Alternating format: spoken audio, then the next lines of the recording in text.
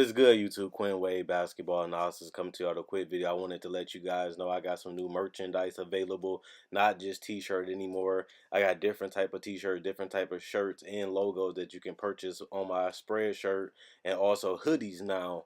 We have expanded and added more to the channel and more merchandise for the brand. Thanks for supporting. It will be in the description and the links will be in the comment section below. Thanks for helping me and supporting the movement. Quinn Wade Basketball Analysis. I'm going to check out the video. What's good, YouTube? Quinn Wade Basketball Analysis coming to y'all on this Friday with the last three videos. We're going to talk about the Los Angeles Clippers, a team that a lot of people respect. They have one of the best head coaches in the game. They have enough talent to compete while also being in the Jimmy Butler sweepstakes. Maybe they can get them, maybe they can't. But they also have trade assets to get other players if they can't get Jimmy Butler. And they also have changed their culture over the last 10 years to a culture that a lot of people respect more than they did then. But they got to get ready to get back to that franchise player, to get back into the right direction of competing for a championship. Even though they do have talent and a lot of great players on this roster, they still are very far away from being contenders, as we all know. And that's what we're going to talk about for this Clippers team. A team that's competitive, a team that's greatly coached, and at the same time, they don't have enough. Patrick Beverley was injured the last couple seasons. They're basically paying him nothing, $5 million this year for a guy that's one of the most pesky players in the NBA. He's a guy that's perfect to play with. He doesn't need the ball. He doesn't try to do much. He just goes out there and does what he does best, which is play defense. He's going to get up and in you. He's going to get on your nerves. He's going to talk a lot of trash. And on top of that, he's a guy that don't need the ball. This is a guy that can play the point guard position and play off the ball. But he also can run the offense simply. And that's all you really need him to do. You don't need him to do all this breaking down the defense and stuff because his defense is just that good. And on top of that, he's feisty. He's a competitor. He's going to try to make the home run play defensively. He's going to try to knock down the threes when it's timely. But he also learned how to do other things the last couple of years, like getting to the basket, putting the ball down on the floor if he gets closed out to a three-point shot. So I think Patrick Beverley continued to improve. Obviously, he had to fight to get back in the NBA, and when he did, he made the best of it because he's been in the NBA since, and he's been a starting level point guard in the Western Conference for multiple seasons, and that's real difficult because mostly all the good guards are in the West still to this day, and he still shows that he can be a potential starting point guard and a good trade chip. A lot of teams will love him as a backup point guard, even if he decides to move on from the Clippers and go to a contender. I can definitely see teams easily trading for him or picking him up in a buyout very quickly. Avery Bradley is a guy that made his name because of defense. He's undersized. He's not the biggest two guard, but he has a lot of heart. He goes out there and compete his ass off. Him and Avery Bradley makes a nasty, annoying backcourt. But at the same time, they both don't need the ball. And they both can play off the ball. They both can shoot threes. They can come off screens to a certain extent and affect the games in multiple ways offensively without having the ball in their hand. But also, Avery Bradley is one of those guys that can play the one or the two. And sometimes, depending on who plays the three, he can play that position. And he's a good switch defender. One thing about Avery Bradley, though, they paying him $12 million a year. That's not an overpay. That's not underpay. But at the same time, he's another one of those pieces that players and other teams want to play with. They respect and they willing to trade for him if, depending on who they're getting or giving up. He can be a player that a lot of teams say, $12 million a year for a solid shooting guard or a solid player. They don't mind doing it. Remember, he got traded from Detroit. He obviously got traded from Boston. And that is, that people still watch him. People are still interested. And he does still hold value in the NBA. Danilo Gallinari, the worst part about him is not that he's getting paid $21 million a year, is the fact that he hasn't been able to stay healthy. He's a productive player. He's one of the modern day 3-4s in the game that can handle the ball, shoot the ball, get to the rim. He just hasn't been able to put it all together. He had them shining days in New York and in Denver. Injuries has really derailed his career. He doesn't stay on the floor long enough. He doesn't play that many games. But when he does, and we've seen that even in the Africa game, he can be a handful, having the ability to stretch out that floor while also having good enough handle to get to the basket and create for others. Makes him a dynamic player and gives them another ball handler that can play on and off the ball, making the offense more diverse. But even on top of that, he's just a matchup nightmare because he is so big, and so he's um 6'10", 225, and he still has some athleticism at 30, but he just hasn't been able to stay healthy. And that's one of the main reasons I thought that they'd make the playoffs last year, is because they had Blake and Danilo and DeAndre, and Beverly. I thought that would be enough, but injuries hurt Blake, it hurt Danilo, it hurt Beverly. And I said the number one reason why the Clippers won't make the playoffs is because of injuries. And that's what happened. And that's one of the biggest reasons why they got rid of Blake Griffin. While he was planning on having a decent season, they traded him while he still had some value and they can get some good pieces back. And injuries has really hurt him the last couple of years also. And that's one of the main reasons why he in Detroit. Shai Gilgeous-Alexander, I did a breakdown on him. He's a guy that I don't think is ready to play right now. I think he can play 10 to 15 minutes, 25 at the max, depending on the lineups and depending on how they utilize him.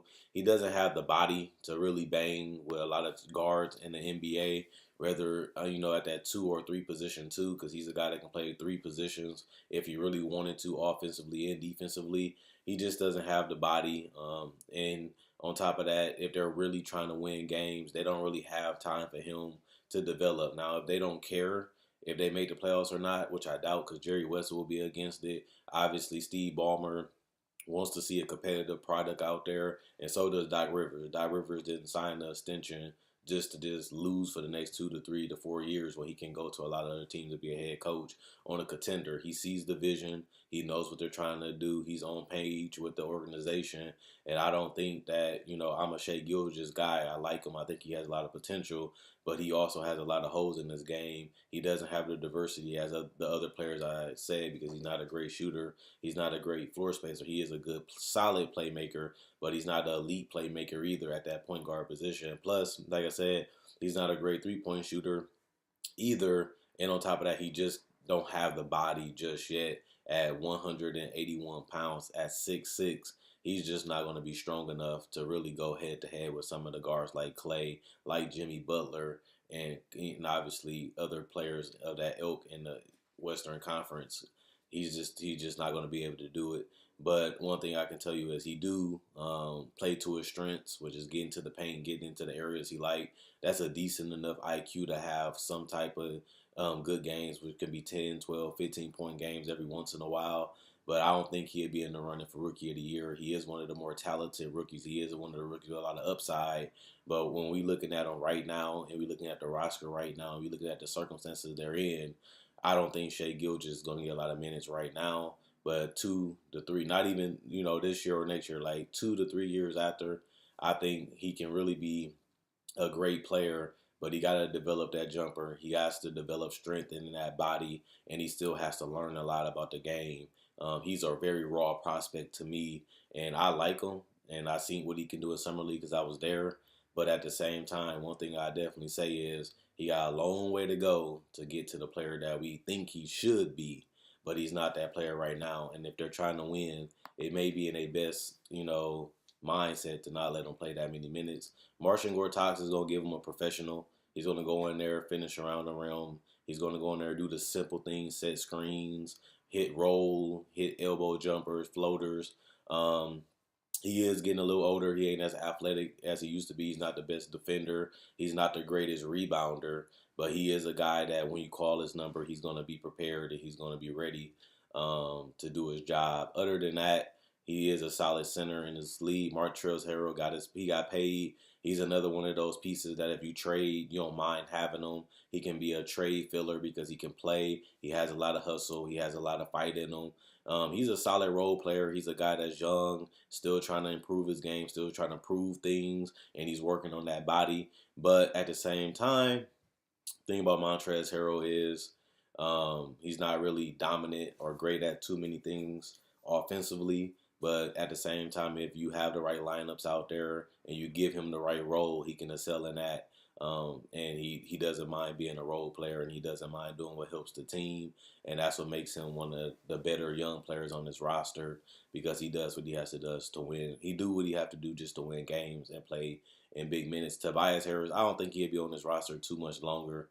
He is 26. A lot of people know he made a name for himself before he went to the Clippers as a solid player, a guy that you respect, a guy that you have to defend. Um, he is 26 years old. He's going to be due for a contract extension. I don't know if the Clippers will give it to him, but he will get picked up from another team. He's a guy that can play that 3 or that 4, stretch out the floor, create his own shot. He's a very confident player, but he's also not a superstar player or even an all-star player. He's a borderline kind of all-star player, but you know, he still has a ways to go if he wants to be an all-star. And even though he's not too far from it, he has been improvement and he has become a better player over the last couple years. So if he can just make some more improvements, maybe he can get there in the East, but I doubt he become an all-star in the West.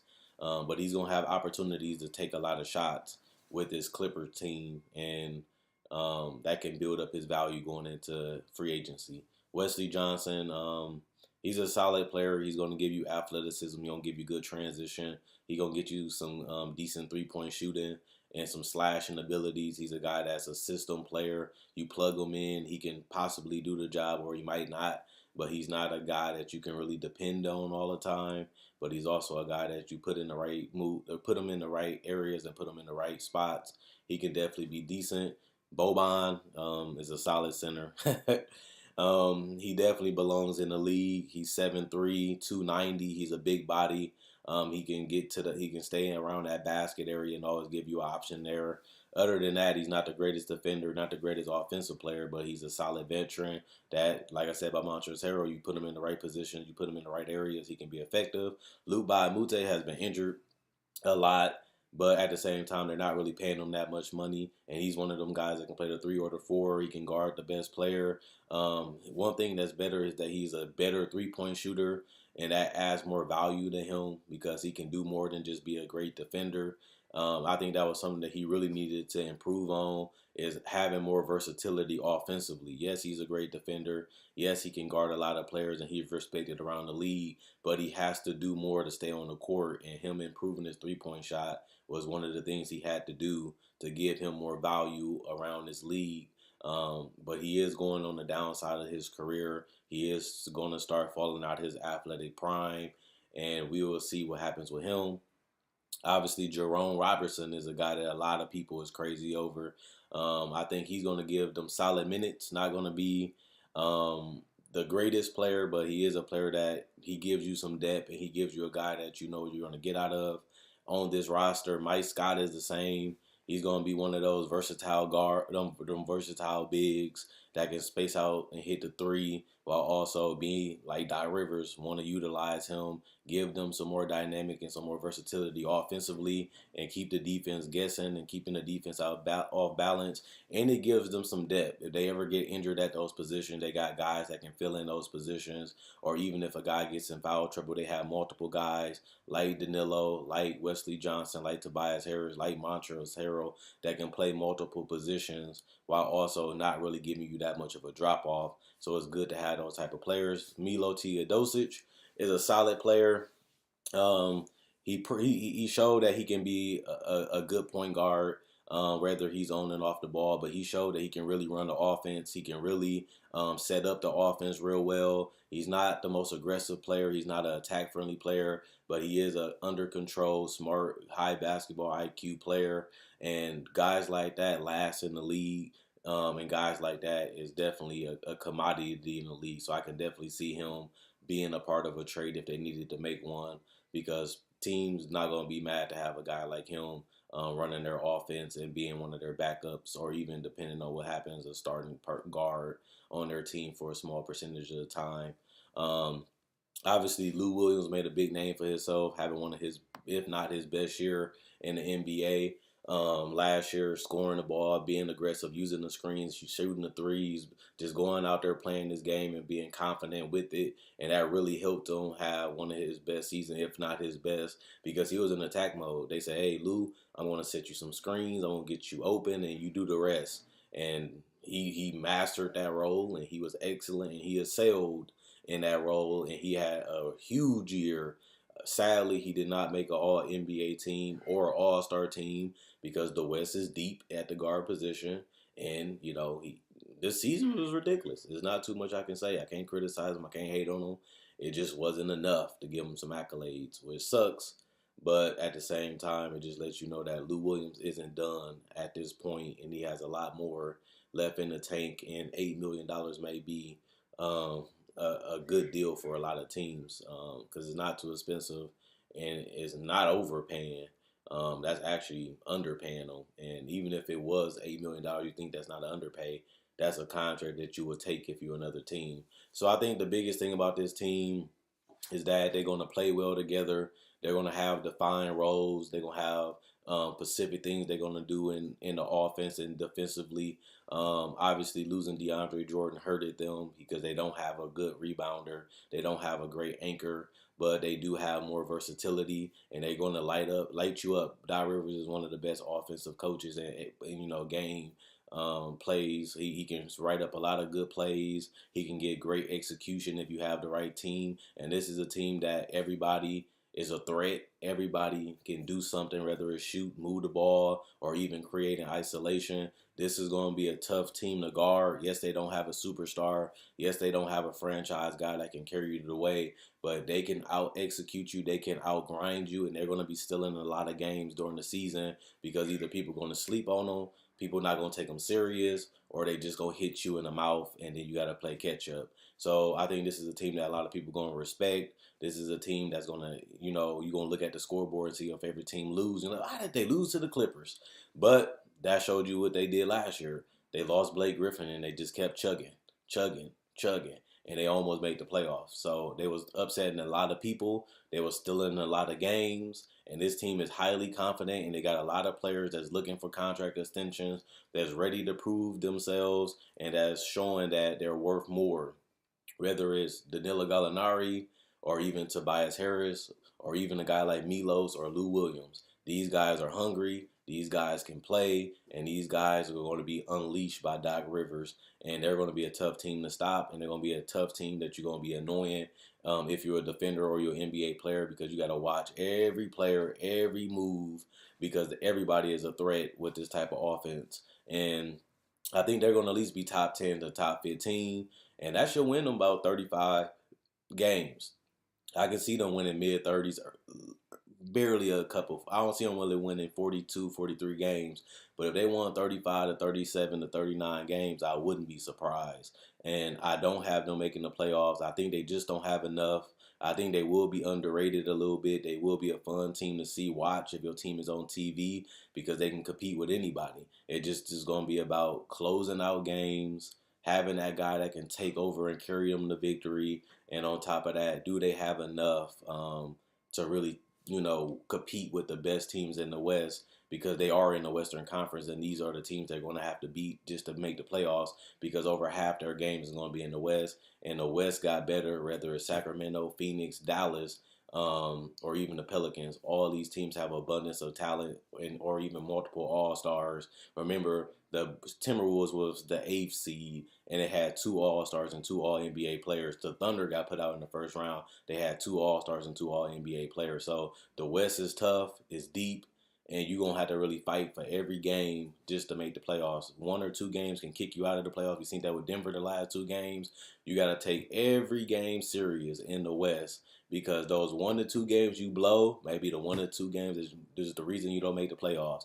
And if they win 38 to 39 games, or even if they steal a lot of games against the West, and they're going to have to beat up on the East, they're going to have to go out there and beat the bad teams real good so that way they can have a chance to win. If they don't have enough to beat the teams in the Western Conference, they're going to have to take it out on the East to give them a good chance of even making the playoffs. So I like this team. I think they're hungry. They go-getters. They grinders. They fighters.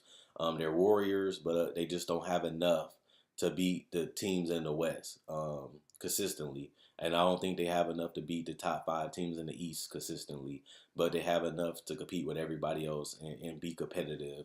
And that should be a successful season for them, but also shows them that they're still trying to win They still have a good culture, even though Blake, Chris Paul, and DeAndre is gone, and they still trying to change that culture with Steve Ballmer and Doc Rivers and Jerry West. So they're going to be fighting. They're going to be competitive, and people might want to play there. And you've seen Jimmy Butler put himself on that list, and they're going to have ability to sign a max contract player. And with that type of mentality that they have this season, that might draw somebody there. And people want to win, and the Clippers is trying to show that they're winners. And that's something that they haven't really been the last couple of years since they've been in the league.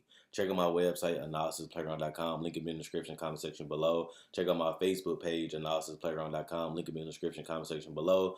And also, check out my spread shirt. You can find hoodies, t-shirts, sweaters, anything that you want is basically on there. Support the movement by liking on Facebook, by watching my videos, by liking my videos, and binge watching the videos you didn't see. I make great content. I'm glad you're watching. I love making these videos, and it seems like y'all love watching them, and that's why I continue to go. Thanks, and check out my older videos, check out my website, check out my Facebook page, Quinn Wade Basketball Analysis. I'm gone, and let me know what you guys think about the Los Angeles Clippers. Do they make the playoffs? Do they not? Do they compete? Do they make a trade? Do they, tank by trading off some players for some picks? We don't know until we see. But with Jerry West, you never know what's gonna happen. They can pull out a Houdini just like that.